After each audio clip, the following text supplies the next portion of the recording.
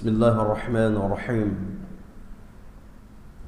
السلام عليكم ورحمة الله وبركاته. إن الحمد لله نحمده ونستعينه ونستغفره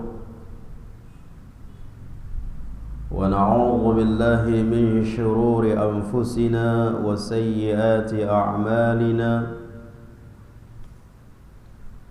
من يهده الله فلا مضل له ومن يضلله فلا هادي له. أشهد أن لا إله إلا الله وحده لا شريك له، وأشهد أن محمدا عبده ورسوله وحبيبه وخليله، ولا نبي ولا رسول بعده. يا أيها الذين آمنوا اتقوا الله حق تقاته ولا تموتن إلا وأنتم مسلمون.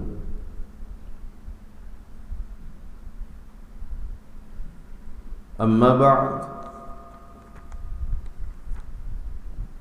معاشر المسلمين والمسلمات رحمني ورحمكم الله. Alhamdulillah, kalimat yang tidak bosan-bosannya kita mengucapkannya, karena kalimat yang mengandung pujian kepada Allah Rabbul Izzati wal Jalalah. Karena memuji Allah merupakan perintah Allah, dan tatkala kita menjalankan perintah Allah, maka itu merupakan ibadah. Dan setiap ibadah akan diberikan ganjaran oleh Allah, sehingga semakin banyak kita memuji Allah, semakin banyak kita mengucapkan pujian kepada Allah, maka semakin banyak pahala yang kita dapatkan dari Allah. Kemudian salawat dan salam mudah-mudahan tersampaikan kepada Nabi kita, Rasul kita, kekasih kita. Dialah Muhammad bin Abdullah sallallahu alaihi wasallam. Kita berdoa kepada Allah, doa yang penuh dengan harapan, semoga Allah Subhanahu wa taala mengistiqamahkan kita untuk senantiasa berada di dalam ajaran Rasul sallallahu alaihi wasallam, untuk istiqamah berada di dalam sunnah-sunnah Rasul sallallahu alaihi wasallam. Dan kita berharap mudah-mudahan kita juga termasuk di antara umat Rasul yang akan mendapatkan syafaat Rasul nanti di yaumil akhir. Ahibbati fillah rahimani wa rahimakumullah. Kita melanjutkan kajian tafsir kita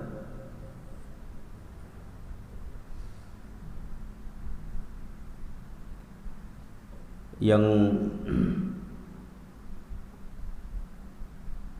pertemuan yang lalu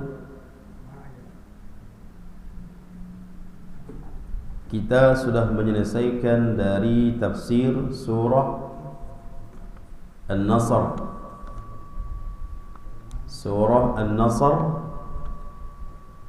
yang dikatakan oleh Ibnu Abbas surah yang menentukan atau surah yang menandakan dekatnya ajal Rasul,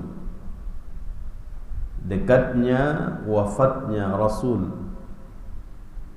Karena surah tersebut menjelaskan berhenti atau selesainya tugas Rasul. Karena kalau sudah banyak yang banyak mengikuti agama atau ajaran Rasul, dan bahkan Nabi melihat manusia-manusia berbondong-bondong, manusia-manusia berduyun-duyun, bahkan tidak habis. Lebih memuncaknya lagi, manusia terus masuk ke dalam agama Allah setelah Fathu Makkah. Maka dari itu Allah mengatakan, "Idza jaa nasrullahi wal fath." Wal fath, maksud fath di sini adalah Fathu Makkah. Dan terbukti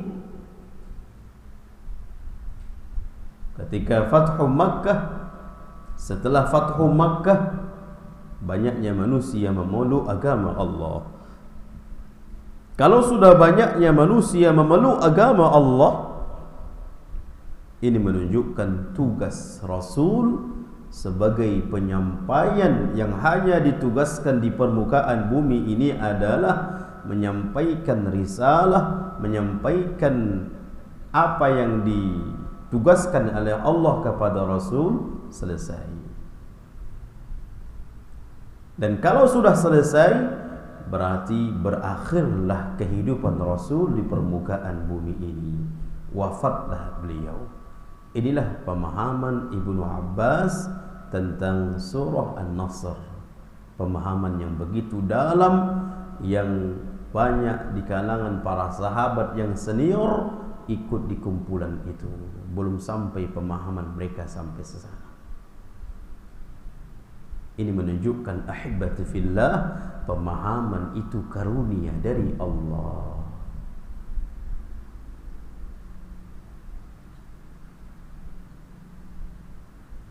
Pemahaman yang dalam, pemahaman yang sejalan, pemahaman yang benar, tidak harus dia seorang yang cerdas.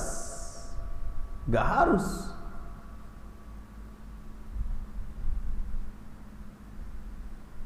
Bahkan banyak orang yang cerdas,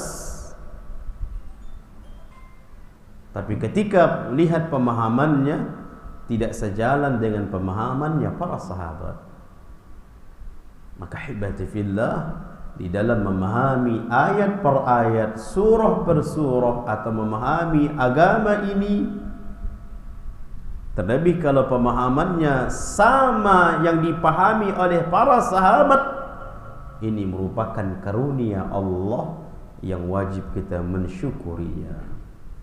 Baik.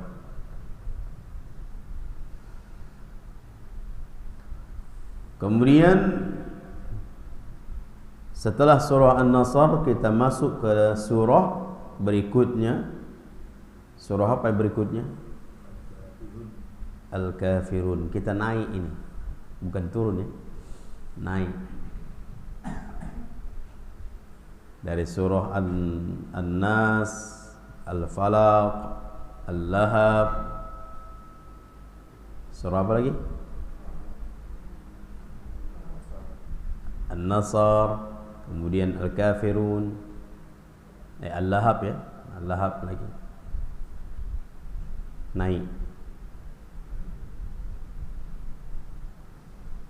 Baik. Surah Al-Kafirun.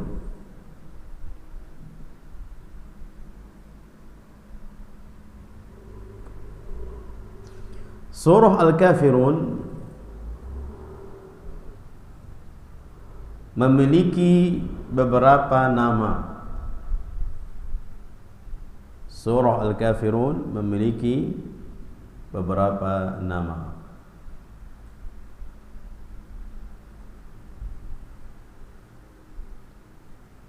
Surah Al-Kafirun ini juga termasuk deretan Makkiyah. Deretan surah-surah Makkiyah. Apa itu surah Makkiyah? Yang surah turun kepada Nabi sebelum hijrah.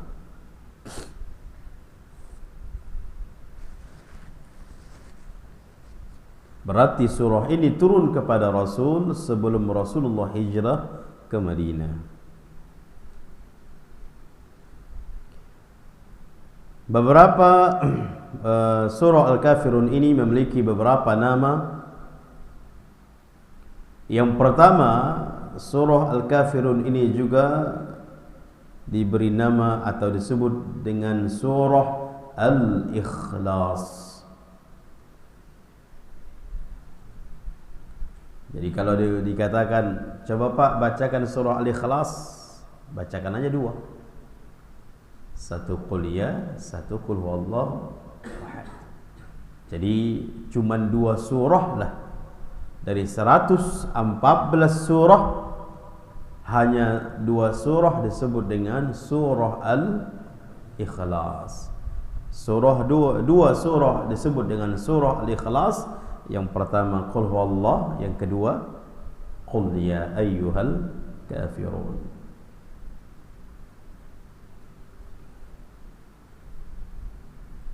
Kenapa disebut surah Al-Kafirun ini dengan surah Al-Ikhlas? Karena Al-Ikhlas itu artinya murni. Murni.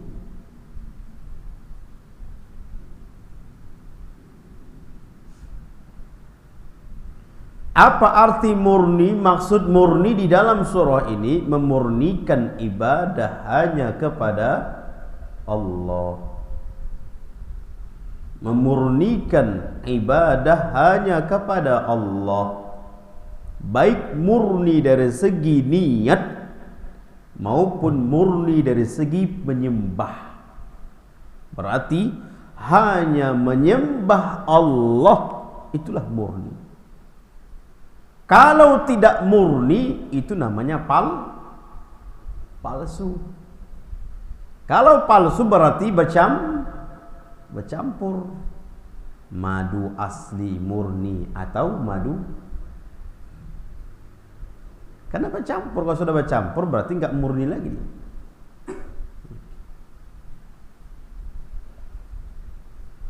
Jadi surah Al-Ikhlas, yaitu surah Qul ya ayyuhal kafirun, disebut surah Al-Ikhlas karena Al-Ikhlas artinya murni. Maksudnya adalah surah yang menjelaskan memurnikan ibadah, segala bentuk macam ibadah hanya kepada Allah.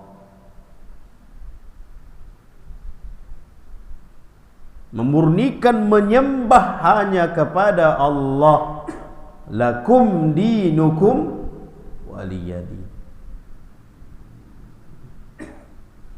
Agama demikian juga. Agama murni. Agama apa yang dimaksud agama murni? Agama Islam.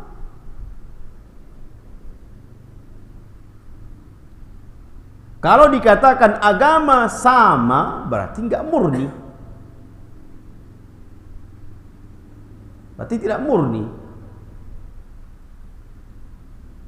Makanya termasuk juga surah yang kita bahas di malam ini adalah bantahan kepada orang yang mengakui semua agama itu sama.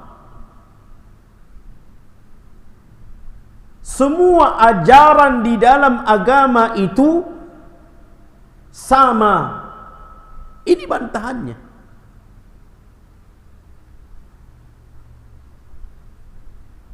Apakah di zaman Nabi tidak ada agama Yahudi? Ada atau tidak? Ada. Di Madinah ada agama Nasrani. Bahkan ada agama Majusi. Apa agama Majusi? Yang menyembah api.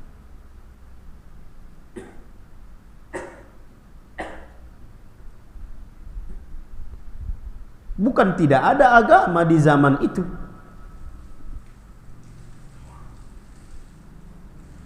Maka ini adalah menyatakan agama yang satu-satunya, agama yang murni adalah agama yang dibawa oleh Rasulullah sallallahu alaihi wasallam.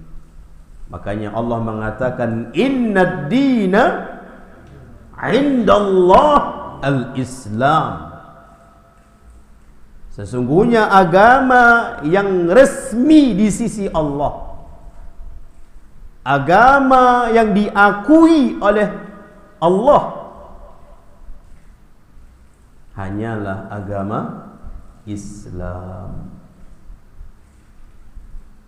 Bahkan Allah mengatakan wa may yabtaghi ghairal islami dinan falan yuqbal minhu. Maka siapa yang mengambil agama selain dari agama Islam, maka Allah tidak menerima apapun. Jadi selain dari agama Islam Allah tidak terima. Maka seluruh ritual-ritual selain dari agama Islam tidak diterima. Karena apa? Karena bukan bagian dari agama, ritual-ritual selain dari agama Islam. Maka kalau kita mengetahui ritual agama lain, maka jangan diikuti. Makanya nanti termasuk di dalam tafsir yang kita jelaskan nanti, wala antum aabiduna ma a'budu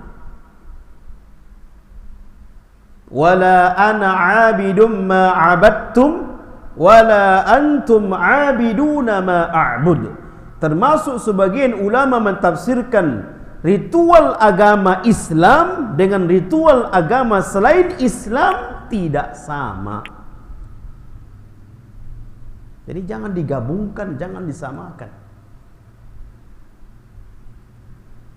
Kalau sudah bergabung dia anggap sama ritualnya, bahkan ritual agama selain Islam dianggap ritual bagian dari Islam, ini sudah bahaya. Ini sudah bahaya sekali. Na'udzubillah. Baik. Jadi surah Al-Kafirun disebut juga surah apa? Al-Ikhlas. Apa maksud Al-Ikhlas? Murni. Dari surah Al-Ikhlas atau surah Al-Kafirun ini menjelaskan memurnikan ibadah hanya kepada Allah. Baik.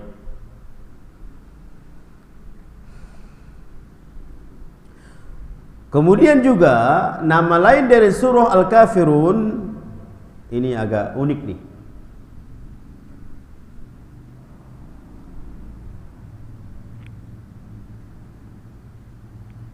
Namanya adalah Al-Muqashqishah. Nama lain dari surah Al-Kafirun Al-Muqashqishah. Alif Lam Mim Qaf Shin. Qaf Shin Ta marbutah. Al-Muqashqishah.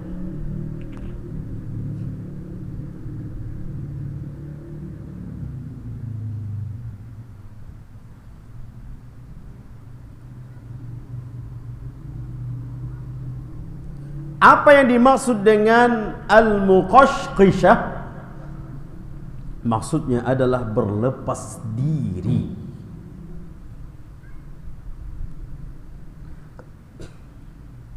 Berlepas diri dari kesyirikan dan termasuk juga berlepas diri dari kemusyrikan.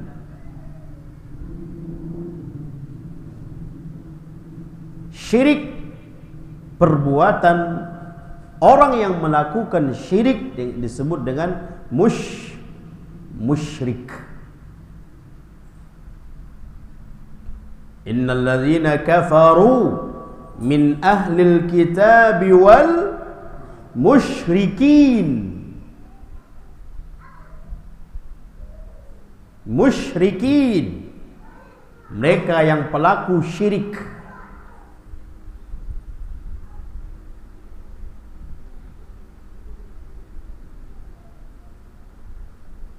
Jadi syirik itu perbuatan.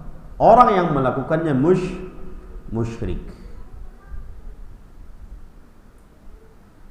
Dan ahibati fillah, sering kita sampaikan, jangan sembarangan menganggap orang musyrik.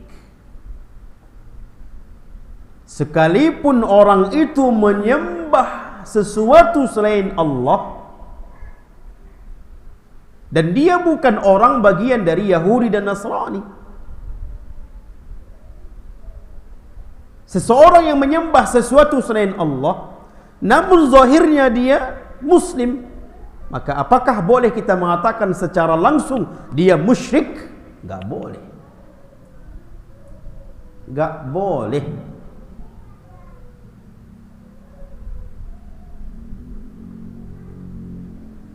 Sampai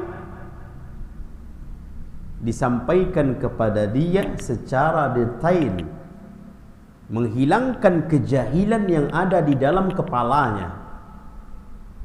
Karena bisa saja dia tidak tahu itu merupakan perbuatan musyrik. Bisa saja dia tidak tahu bahwasanya itu perbuatan musyrik. Bisa saja dia tidak tahu bahwasanya yang dia lakukan bisa mengeluarkan dirinya dari Islam. Berarti jahil.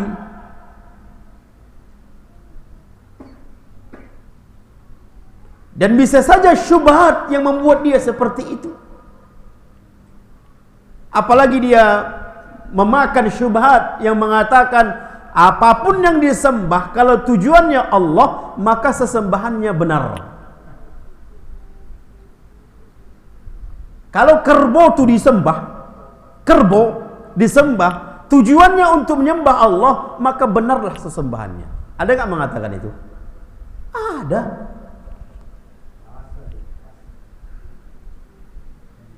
Syubhat bagi yang jahil. Tapi yang berilmu itu omong kosong.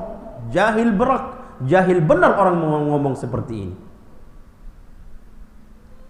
Berarti kalau seandainya benar yang ucapan seperti ini, mengapain Nabi capek-capek berdakwah? Ngapain Nabi bercapek-capek berdakwah untuk menyembah Allah? Kalau yang sama punya orang kafir Quraisy menyembah patung di waktu itu, kalau sama dianggap menyembah Allah, kenapa Nabi berdakwah? Takkan ada terjadi pengusiran beliau dari kota Makkah. Takkan ada terjadi yang namanya pengejekan, pencacian kepada Rasul.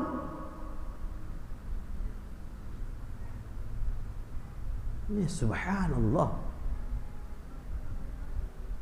Apapun yang disembah oleh seseorang yang tujuannya untuk menyembah Allah, maka itu benar. Berarti dia mentauhidkan Allah. Maka tidak salah kalau orang yang menyembah patung, gak salah.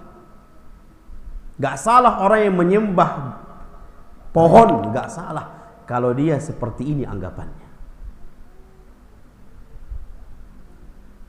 Jadi bisa saja orang yang menyembah tadi mengaget dia karena syubhat tadi. Apalagi kan rata-rata syubhat itu datangnya dari doktor.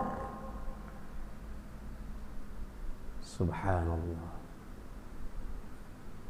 La ilaha illallah. Ahibati fillah. Betul-betul lah subhanallah. Kita hidup di zaman ini luar biasa. Seenaknya berbicara yang tidak pernah dibicarakan oleh sebelumnya. Muncul pembicaraan yang tidak pernah dibicarakan sebelumnya. Kita tidak tahu akan apa lagi ucapan yang lebih parah dari itu akan muncul nanti. Maka kalau kita tidak membentengi diri kita dengan ilmu, na'udzubillah. Baik. Jadi nama lain dari surah Al-Kafirun adalah Al-Muqashqishah. Artinya pertama itu ada dua arti. Arti yang pertama adalah berlepas diri. Naam, kita harus berlepas diri dari segala sesembahan kepada selain Allah, dan juga berlepas diri kepada orang yang menyembah selain Allah. Berlepas diri. Berlepas diri dari yang menyembah orang-orang yang menyembah, dan berlepas diri dari sesembahan. Berarti ada berapa kita berlepas diri? Ada dua.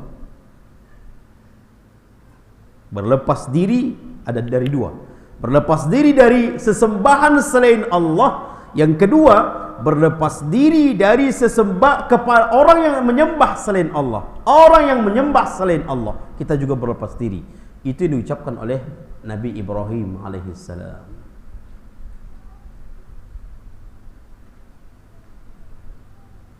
Aku berlepas diri dari kalian, apa yang kalian sembah, dan aku berlepas diri dari kalian semuanya.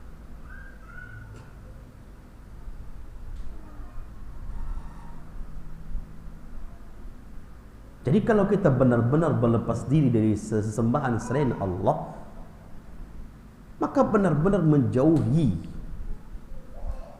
Kalau kita benar-benar berlepas diri dari orang yang menyembah selain Allah, benar-benar menjauhi.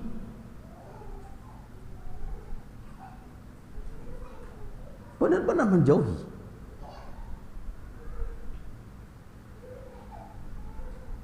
Baik. Itu arti yang pertama. Arti yang kedua, arti dari Al-Muqashqishah,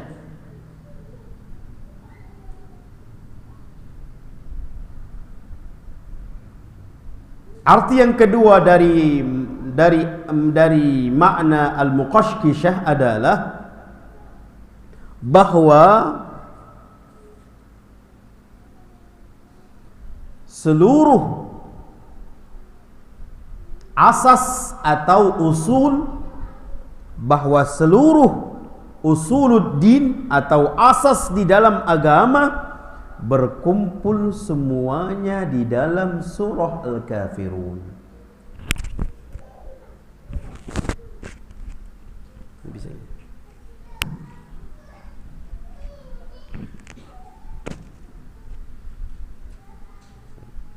Agak bebas sih.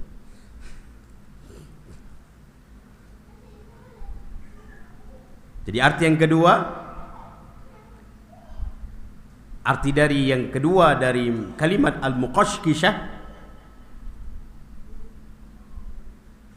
bahwa seluruh usul, seluruh asas di dalam agama, karena di dalam agama kita ada namanya usul dan ada namanya furu'. Ada namanya usul, ada namanya furu'.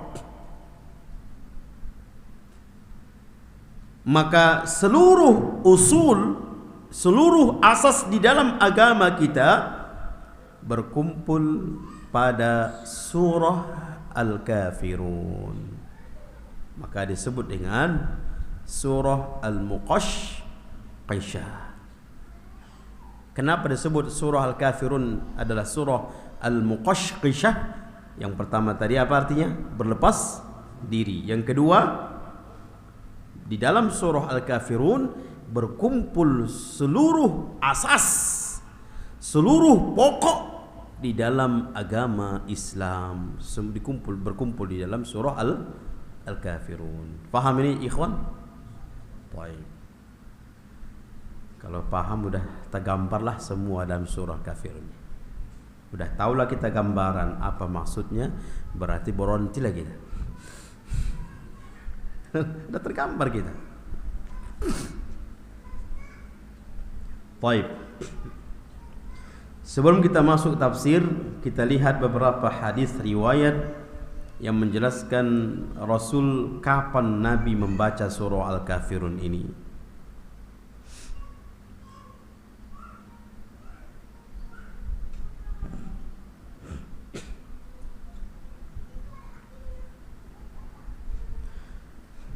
Disebutkan dalam hadis Nabi SAW bersabda, ni'matis suratan yaqra'u bihima fi raka'atain qabla al-fajr.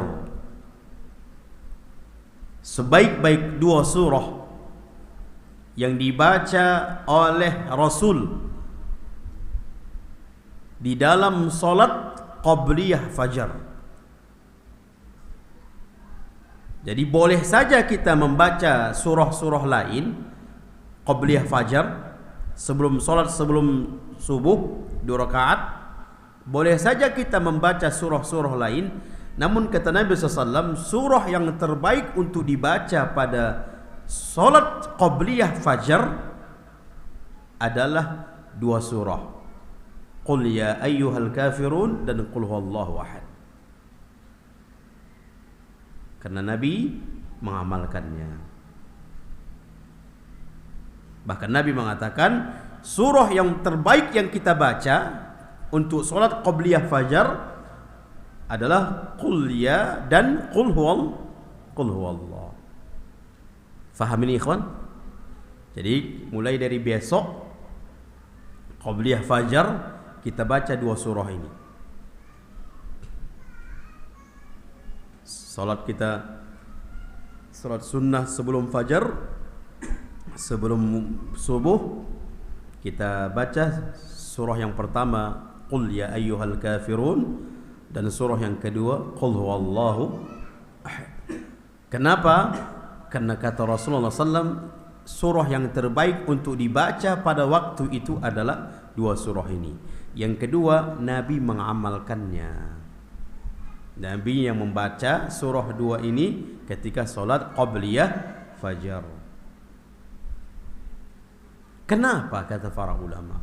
Kenapa Nabi membaca 2 surah ini sebelum subuh? Karena untuk mengawali kehidupan, mengawali hari kehidupan kita harus berlandaskan tauhid.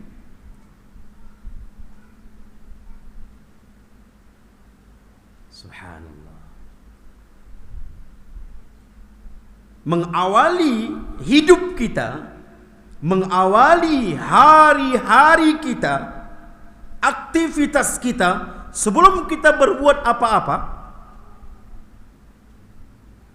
mengawali itu adalah benar-benar mentauhidkan Allah dan benar-benar berlepas diri dari segala macam bentuk kesyirikan.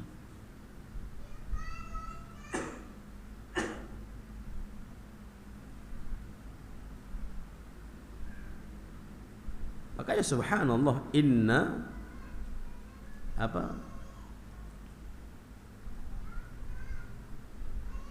sembelihan kita, ibadah kita, gimana?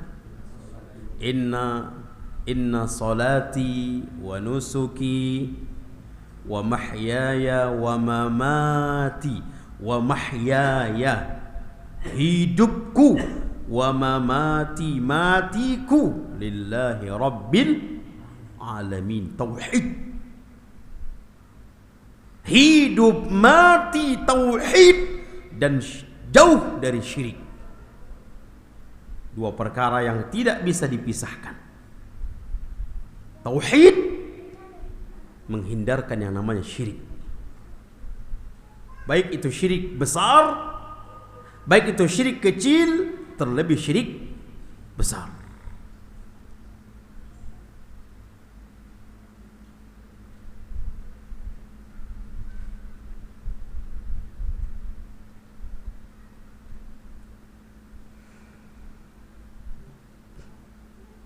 Kenapa? Karena kalau seandainya kita tidak mentauhidkan Allah, semuanya sia-sia. Semuanya sia-sia. Baik. Jadi dua surah Qul ya ayyuhal kafirun dan Qul huwallahu ahad dibaca qablal fajr, qabliyah fajr, qabliyah subuh.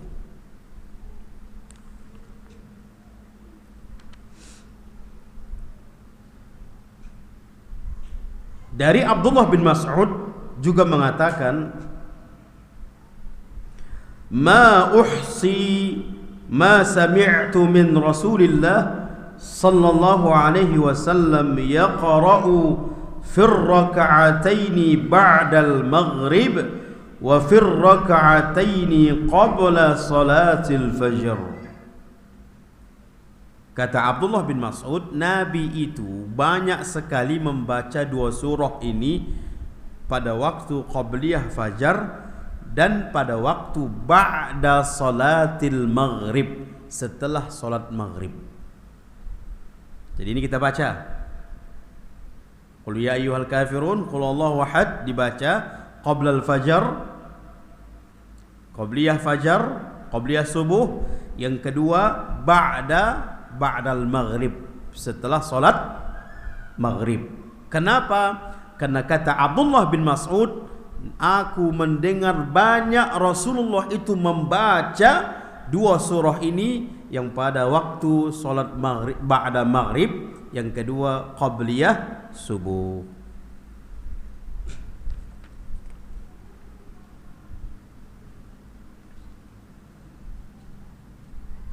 Hadis riwayat Al-Imam At-Tirmizi. Hadis riwayat Al-Imam At-Tirmizi.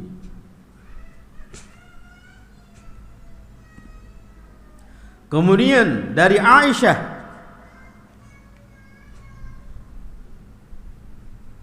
kana yutiru Rasulullah sallallahu alaihi wasallam, qalat kana yaqra'u fil ula سبح اسم ربك الأعلى وفي الثانية قل يا أيها الكافرون وفي الثالثة قل هو الله أحد والمعوذتين. Hadis riwayat Imam An-Nasa'i dan Imam At-Tirmizi dan Imam Ahmad. Kata Aisyah, Rasulullah itu membaca surah Sabbihis ketika salat witir. Pertama surah Sabbihis, rakaat kedua surah Qul ya ayyuhal kafirun, dan rakaat ketiga surah Qul huwallah dan surah Mu'awwadzatain, Qul a'udzu birabbil falaq dan Qul a'udzu birabbin nas. Jadi tergabung semuanya, tergabung surah Qul huwallah dan Qul ya ayyuhal kafirun, tergabung juga di dalam salat witir. Kemudian yang terakhir, ada riwayat juga sampai bahwasanya surah Al-Kafirun juga disunnahkan dibaca sebelum tidur. Surah Al-Kafirun juga disunnahkan membacanya sebelum tidur. Bahkan kata Nabi SAW, siapa yang membacanya sebelum tidur, maka itu tanda berlepas diri dari kesyirikan. Bayangkan ikhwan, kalau kita membacanya dihukumi berlepas diri dari kesyirikan, berarti kalau seandainya malam itu kita meninggal, berarti kita mati di atas tauhid. Ini luar biasa ini. Baik, kita salat Isya terlebih dahulu. Wassallallahu ala nabiyina Muhammad wa ala alihi wa sahbihi ajma'in. Wassalamualaikum warahmatullahi wabarakatuh. Alhamdulillahi rabbil alamin. Wassalatu wassalamu ala asyrafil anbiya'i wal mursalin wa ala alihi وأصحابه أجمعين. إخواني والأخوات في الدين رحمني ورحمكم الله.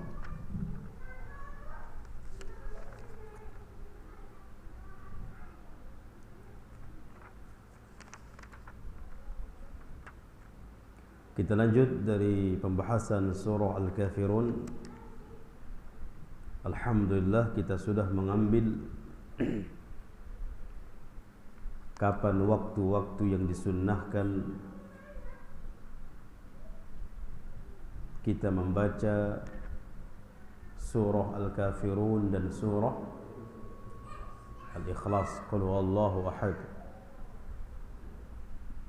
Hadisnya sudah kita bacakan, bahkan Rasul sallallahu alaihi wasallam mengerjakannya. Kemudian disebutkan di dalam tafsir Asbabun Nuzul, penyebab turunnya surah Al-Kafirun. Jadi kita fahami bahwa sebagian surah dan juga ayat ada turunnya kepada Rasul memiliki asbab.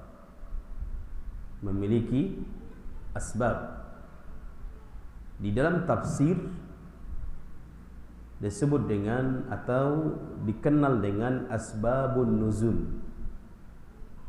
sebab-sebab turunnya sebuah ayat atau sebuah surah kepada Rasul. Kalau di dalam hadis apa namanya? Asbabul wurud, sebab-sebab diriwayatkannya sebuah hadis tersebut.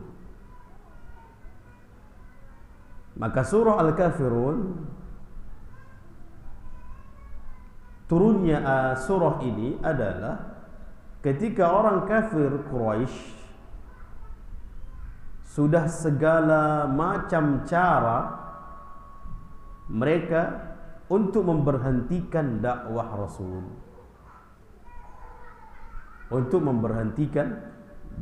Rasul, mulai dari penawaran-penawaran dari segi duniawi. Ya Muhammad, apa sih maunya? Kalau engkau ingin pemimpin di kota Makkah ini, kami akan angkat. Kami akan mengangkatmu sebagai pemimpin, namun berhenti dalam berdakwah. Berhenti mengajak orang untuk ke agamamu. Kami semua yang ada di kota Makkah ini akan mengangkatmu sebagai pemimpin. Atau jika engkau ingin wanita cantik, akan kami kasih. Engkau ingin menjadi orang yang paling terkaya, kami buat.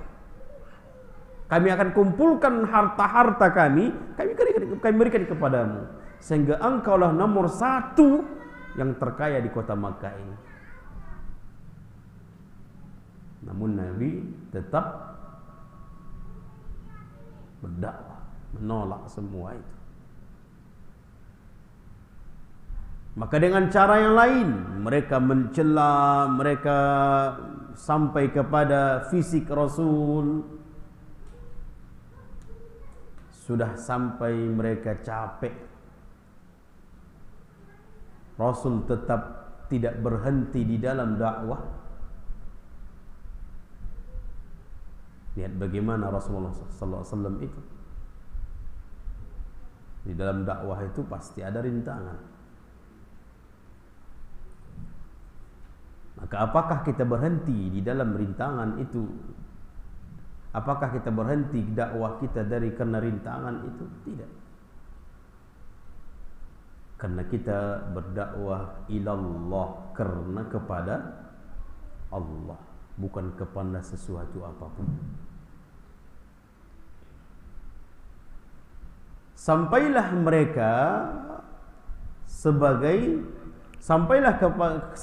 mereka mendatangi Rasulullah sallallahu alaihi wasallam untuk menawarkan, wahai Muhammad,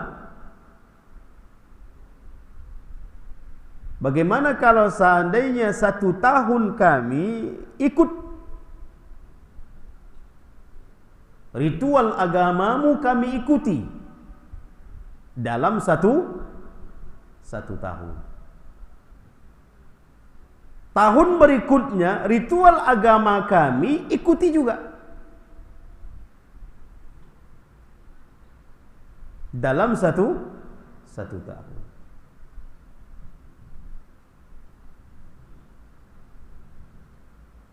Maka Allah turunkanlah surah ini yang menjelaskan berlepas diri dari agama mereka, berlepas diri dari ritual-ritual agama mereka.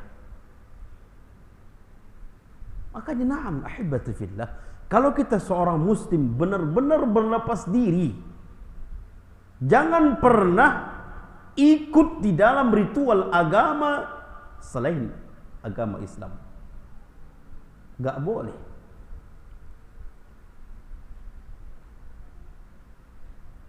Namun sekarang subhanallah dikatakan itulah ekstrim.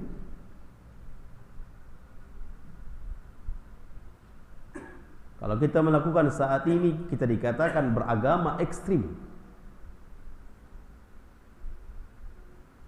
Umat Islam harus memiliki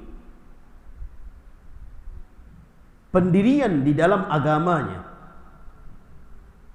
mempertahankan akidahnya. Bukan berarti kita tidak berbuat baik kepada mereka, berbuat baik. Bahkan Allah Subhanahu wa taala mengatakan di dalam Al-Qur'an,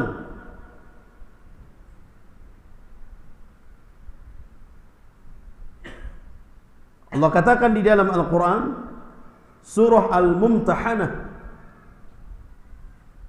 la yanhaakumullah 'anil ladzina lam yuqatilukum fid din wa lam yukhrijukum min diyarikum an tabarruhum wa tuqsitu ilaihim innallaha yuhibbul muqsitin. Allah tidak melarang bagi kalian, Allah tidak melarang bagi kalian berbuat baik kepada mereka orang-orang kafir. Lihat bagaimana Allah mengatakan. Allah tidak melarang kalian untuk berbuat baik kepada orang kafir. Berarti perintah Allah berbuat baik kepada mereka. Bahkan wa tuqsitu ilaihim, berbuat adillah kalian kepada mereka. Kalau seorang muslim hakim harus berbuat adil kepada orang kafir.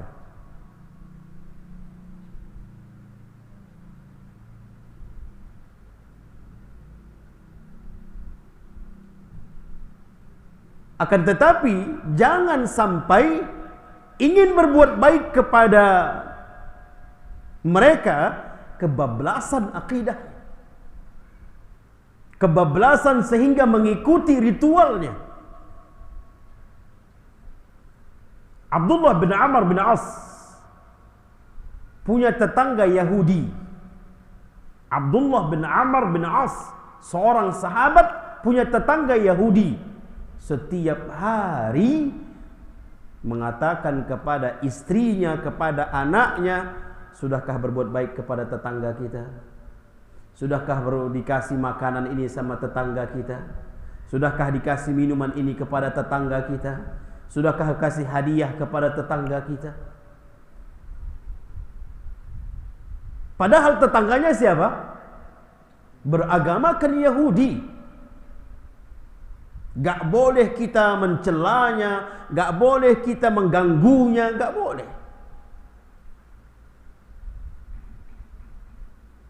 Gak boleh kita merusak dari apa yang dia miliki, gak boleh. Gak boleh kita merusak kenyamanannya, mengganggu kenyamanannya, gak boleh. Ini luar biasa ini.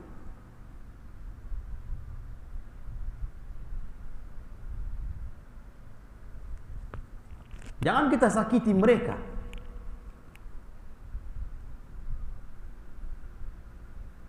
Kenapa? Karena Allah kita yang memerintahkan berbuat baik kepada mereka. Namun Allah juga memerintahkan kepada kita untuk benar-benar menjaga agama kita, akidah kita. Bukan harus menunjukkan kita berbuat baik kepada mereka, mengikuti ritual mereka, ikut di dalam kematian mereka, ikut di dalam mendoakan mereka ketika mati. Bukan itu maksudnya berbuat baik kepada mereka. Ini namanya kebablasan sehingga salah. Akhirnya akidah kita yang rusak, agama kita jadinya rusak.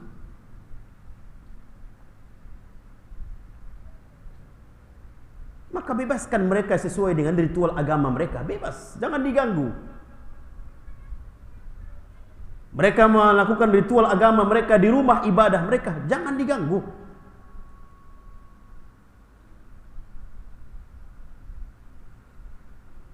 Subhanallah.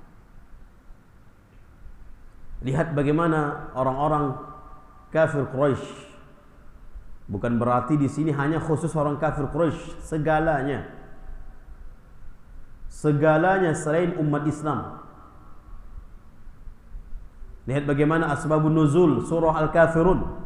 Ketika mereka orang kafir Quraisy meminta kepada Rasul, menawarkan kepada Rasul untuk saling apa? Wahai Muhammad, kami mengikuti ritual agamamu. Bukan mengikuti agama saja dah. Bukan hanya ikut agama sudah, enggak. Mengikuti ritual agamamu wahai Muhammad dalam 1 tahun, dan engkau wahai Muhammad tahun ke depannya mengikuti ritual agama kami. Maka Allah turunkan surah Al-Kafirun sebagai penegas tidak boleh mengikuti ritual agama mereka. Kalau kepada Rasul terjadi atau tertanam seperti ini, bagaimana dengan kita? Kita lebih berhak karena akidah kita lemah, iman kita terkadang lemah.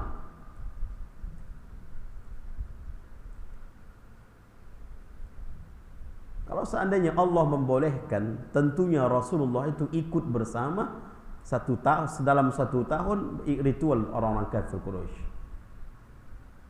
Ini menunjukkan Allah tidak membolehkan, sehingga Allah menurunkan ayat menegaskan kepada Rasul, dan orang yang mengikuti Rasul jangan ikuti ritual mereka.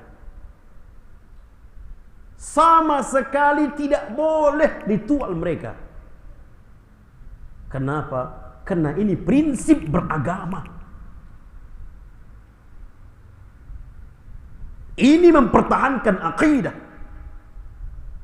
Karena kalau seandainya tidak masih bercampur mengikuti ritual, ini na'udzubillah, sehingga bahaya sekali agama kita. Agama yang pada diri kita, agama Islam murni, agama kita di dalam pada diri, agama Islam kita pada diri kita, bahaya.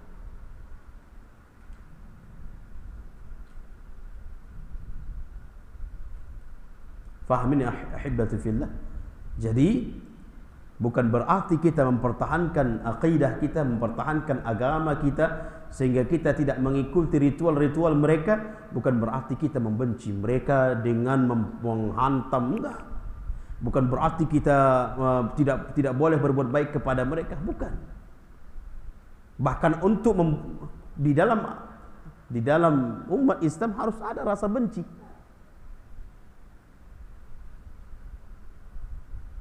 Harus ada rasa benci, akan tetapi bukan pengaplikasikannya merusak mereka atau merusuh, berbuat onar kepada mereka, tidak.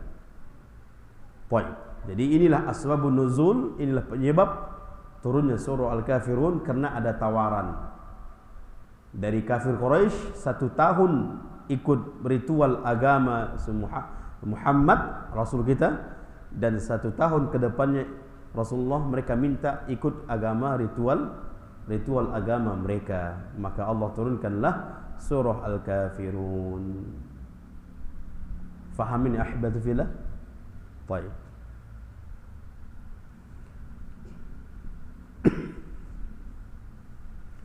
Allah Subhanahu wa taala mengatakan surah Al-Kafirun, berapa ayat itu? 6 ayat, dan surah ini masih dalam surah Makkiyah. Kalau kita melihat di sini ada banyak pengulangan. Qul ya ayyuhal kafirun. Qul, katakan wahai Muhammad. Apa yang dikatakan wahai Muhammad? Ya ayyuhal kafirun, hai orang-orang kafir. Siapa yang memerintahkan untuk mengatakan kepada orang kafir? Siapa yang memerintahkan? Allah. Allah mengatakan wahai Muhammad, katakan kepada orang-orang kafir. Berarti menunjukkan Allah memanggil mereka dengan panggilan kafir.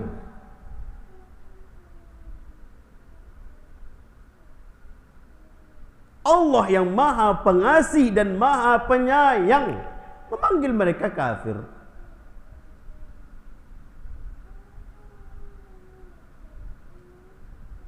Lalu kita datang merasa lebih sayang dari Allah, lebih pengasih dari Allah, mengatakan janganlah dipanggil orang kafir. Keras itu. Keras sekali kayaknya itu. Allah yang lebih penyayang, lebih pengasih. Semua umat Islam faham arti Ar-Rahman, Ar-Rahim. Faham umat Islam semuanya. Namun Allah masih mengatakan mereka kafir. Apakah kita menganggap lebih penyayang dari Allah, lebih kasih sayang dari Allah, sehingga kita mengatakan kayaknya kasar kali mereka memanggil mereka seperti itu. Subhanallah.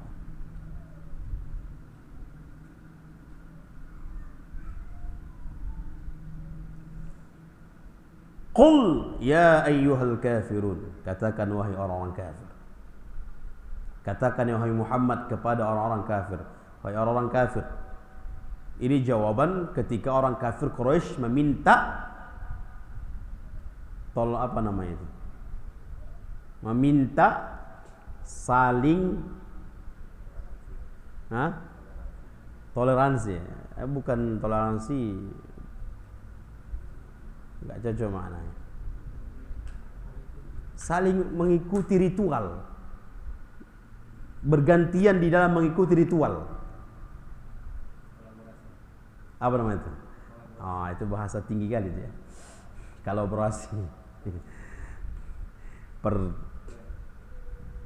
persepakatan antara mengikuti ritual Rasul, agama Islam, dengan ritual agama kafir Quraisy. Maka apa jawaban Allah? Katakan wahai Muhammad kepada mereka, la a'budu ma ta'budun. Aku tidak menyembah apa yang kalian sembah. La a'bud, aku tidak beribadah, aku tidak menyembah. Berarti menafikan enggak ini? Menafikan. La, menafikan.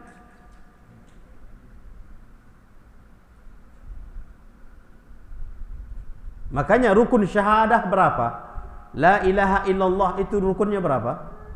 2. Rukun 2 kalimat syahadah atau rukun syahadah itu 2. Enggak boleh tinggal. Rukun itu enggak boleh tinggal. Kalau hilang satu rukun, batal. Harus sempurna rukunnya 2, iya harus. Sempurna 2 rukunnya, baru sempurna syahadahnya. Rukun yang pertama, la ilaha, menafikan, mentiadakan semua sesembahan. Ini rukun pertama, menafikan, mentiadakan. Tak ada sesembahan, tak ada peribadatan. Rukun yang kedua, illallah, isbat, penetapan bahwa segala sesuatu, segala sesembahan itu tidak ada, tidak benar, tidak ada yang benar sesembahan illallah, kecuali hanya menyembah Allah. Ini dua rukun baru sempurna.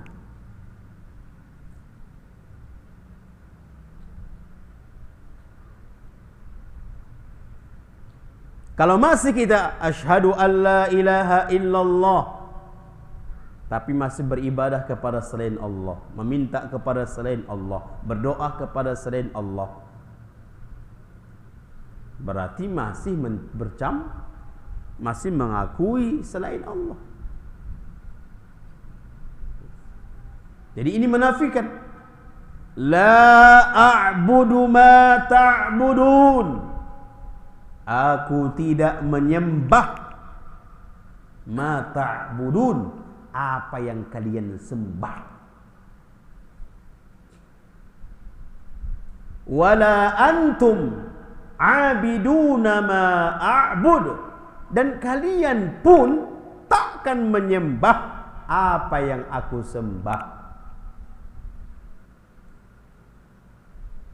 Jadi benar-benar berbeda, benar-benar berbeda sesembahan umat Islam dengan sesembahan selain umat Islam, peribadatan umat Islam dengan sesuatu peribadatan selain umat Islam, cara beragama umat, cara beribadah umat Islam berbeda dengan cara beribadah selain umat Islam. Benar-benar berbeda.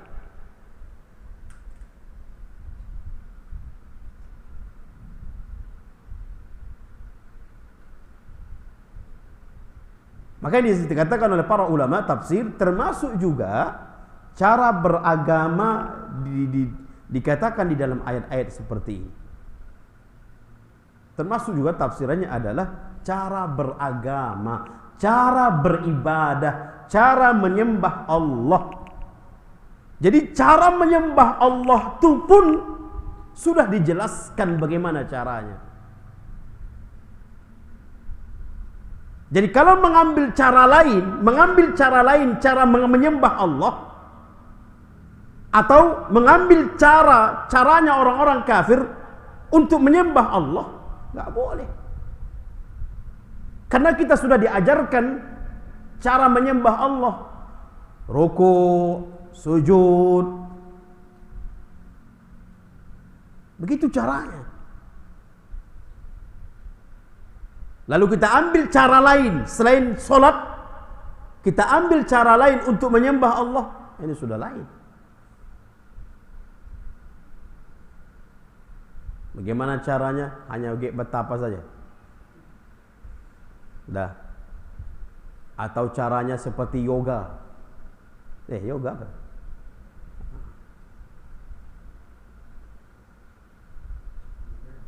Hah? Atau cara tangan dengan tangan begini saja. Ini mengambil cara ritual lain, nggak boleh.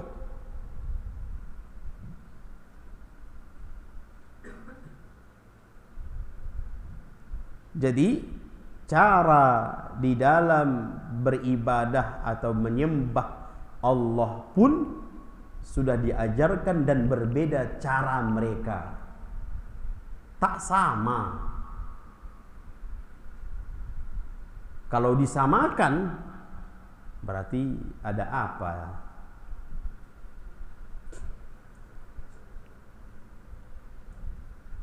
Wala antum abiduna ma a'bud, dan tidak kalian menyembah apa yang kalian sembah, apa yang aku sembah. Wala ana abidum ma abadtum, sama. Tidaklah aku beribadah tidaklah aku menyembah apa yang kalian sembah, wala antum aabiduna ma a'bud, dan tidaklah kalian menyembah apa yang aku sembah. Lakum dinukum waliyadin, bagi kalian cara beribadah kalian wahai orang kafir Quraisy, dan bagi kalian cara beribadah kami. Jelas nyata sekali. Enggak ada bercampur, ambil cara sana, masukkan ke acara begini. Enggak ada bercampur. Jelas.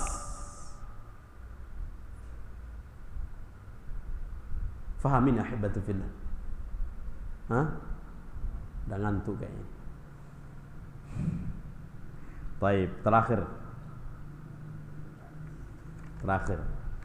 Kenapa kita lihat kan itu ayat berulang-ulang. Di situ ada banyak, bukan berulang-ulang. Walaupun artinya sama, tapi maksudnya berbeda. Itulah Al-Qur'an. Kalau secara kita lihat, itu kan berulang-ulang kan? Naam, artinya sama, tetapi sebenarnya berbeda.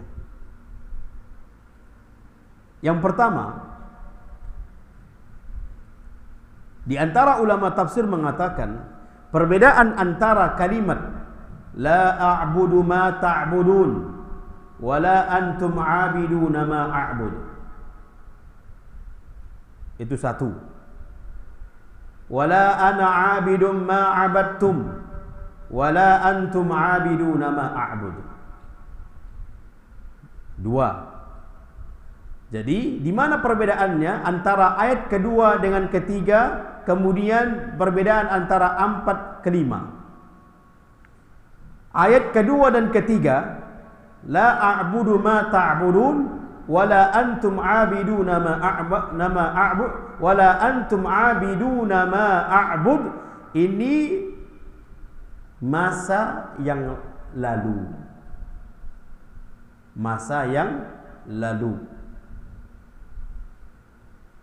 Wala ana 'abidum ma 'abadtum wala antum 'abiduna ma a'bud. Ayat yang keempat dan kelima, ini masa akan datang. Berarti cara beribadah kepada Allah, menyembah Allah, baik masa yang lalu dan akan datang, sama sampai hari kiamat. Paham? Sama sampai hari kiamat, enggak berubah.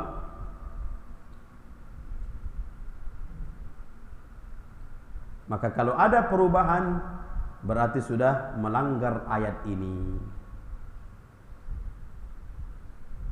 Mulai kalian wahai orang kafir Quraisy, semenjak kalian beribadah atau cara beribadah kepada Tuhan kalian Lata, Hubal, sampai akan datang pun kalian akan sama. Demikian juga kami. Mulai kami diajarkan oleh Allah bagaimana cara beribadah kepada Allah, cara menyembah Allah, sampai hari kiamat sama. Takkan kami mau bertukar-tukar. Tegas nggak nih jemaah? Tegas. Bukan apa namanya, pelan-pelan apa? Bukan pelin-pelan gitu. Subhanallah. Ini pendapat pertama, bahwasanya ayat kedua dan ketiga itu masa yang lalu, ketiga dan keempat dan kelima itu akan datang. Berarti sampai hari kiamat tetap begitulah cara beribadah kita. Kalau ada menganggap bisa diganti cara lain, berarti bertentangan dengan ini. Baik.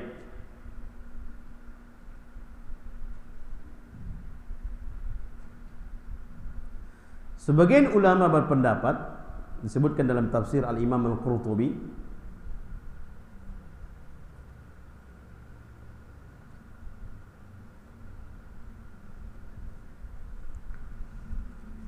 Ma di sini adalah ma al-mausulah. Ma di sini adalah ma al-mausulah. Ma ta'budun, ma a'bud, ma a'badtum, ma a'bud. Ini adalah ma al-mausulah. Maksudnya adalah tidak menunjukkan, menegaskan kepada mereka orang kafir Quraisy, tidak akan pernah selama-lamanya aku menyembah apa yang kalian sembah. Ini penegasan Rasul. Begitulah dirinya. Begitulah jati diri Rasul. Aku tidak akan pernah selama-lamanya menyembah apa yang kalian sembah. Dan kalian, ini dia, dan kalian pun tak akan pernah selama-lamanya menyembah apa yang kami sembah. Jadi semasa mereka masih tidak menyembah Allah, tak akan pernah cara menyembah, tak akan pernah. Tak akan pernah. Maka ini penegasan, selama-lamanya takkan pernah aku menyembah, wahai orang kafir Quraisy, kepada apa yang kalian sembah. Dan cara kalian menyembah takkan pernah aku ikuti. Demikian juga kalian pun sampai hari kiamat takkan pernah mengikuti kami. Kalaupun ada mengikuti, hanya ikut-ikutan mengejek.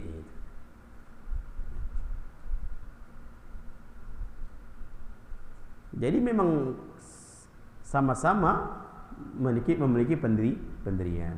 Yang terakhir dikatakan oleh Imam Al-Qurtubi, maksud dari pengulangan itu ma al-masdariyah. Jadi pengulangan ma di sini, ma a'bud, ma abattum, ma a'bud, ma na'budu, la a'budu ma ta'budun. Ma ada di situ huruf mim? Ada. Wala antum 'abiduna ma a'bud. Ma juga ada. Jadi situ banyak huruf ma. Maka kata Al-Imam Qurtubi, ma di sini, kalau tadi kan ma al-mausul. Al-mausulah artinya menegaskan tidak akan pernah sama, tak akan pernah. Tak akan pernah kami menyembah beribadah kepada Tuhanmu, dan tak akan pernah kami mengikuti cara beribadah kepada Tuhan. Tak akan pernah. Begitu juga mereka orang kafir Quraisy. Yang kemudian sebagian ulama tafsir menyebutkan ma di sini adalah cara. Ma al-masdariyah artinya adalah tidak akan pernah mengikuti cara menyembah. Cara menyembah, cara ritual tak akan sama. Bagaimana ritual menyembahnya orang Yahudi, maka demikianlah. Bagaimana cara berritual agamanya orang Nasrani, maka demikianlah. Demikian juga bagaimana cara ritual agama Islam, takkan pernah sama. Fahamin ya ahibati fillah. Jadi ini menunjukkan ahibati fillah, kita benar-benar mempertahankan agama kita. Boleh kita berbuat baik kepada mereka, boleh. Bukan berarti ketika kita berbuat baik kepada mereka melegalkan agama mereka, atau itu caranya kita meridhoi agama mereka. Tidak.